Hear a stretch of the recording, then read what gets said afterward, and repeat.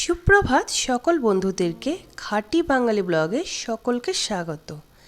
স্নান করে ঠাকুর ঘরে এসে আমি ঘর পরিষ্কার করে নিচ্ছি। আজ করব বাবা লোকনাথ বাবার পুজো। বাড়িতে আমি নিজেই করব, কোনো পুরোহিত দিয়ে না। তো নিজেই করব, কিন্তু তবুও তো সব কিছুই করতে হয়, শুধু ঠাকুর মশাইটাই শুধু নেই, কিন্তু যাবতীয় পুজোর যেগুলা যেগুলা দরকার সবগুলোই করতে হয়, তাই করে নিচ্ছি। তার উপরে মা নেই, বাবা নেই, বোনের বাড়ি গেছে, তোমাদের সাথে সেটা শেয়ার করেছি। এবার সমস্তটাই আমাকেই করতে হচ্ছে।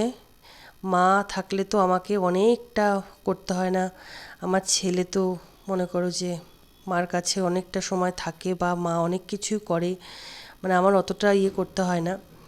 বা পুজো করলে এবারে পুজোর জোগাড় টোগাড়ও অনেক হেল্প করে।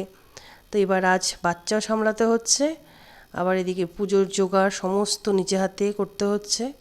এতে আমার ছেলেটার একটু অসুবিধা হচ্ছে, টাইমলি কিছু করতে পারিনি। ওই যে বললাম যে পুজো নিজে করি বা ছোট করে করি, যেটাই হোক, কিন্তু সব কিছু নিয়ম করেই আবার করতে হয়।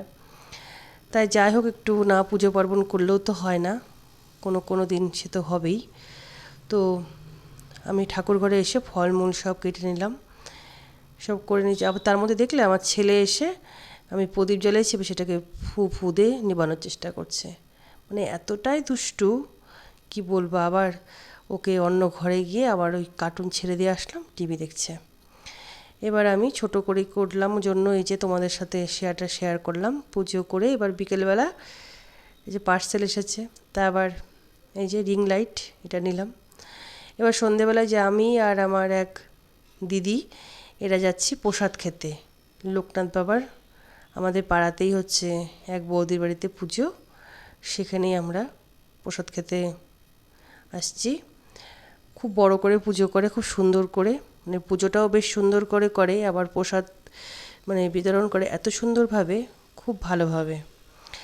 এই যে মন্দির লোকনাথ বাবাটা, এই যে এবার আমরা প্রসাদ খাওয়ার জন্য প্যান্ডেলে বসে গেছি।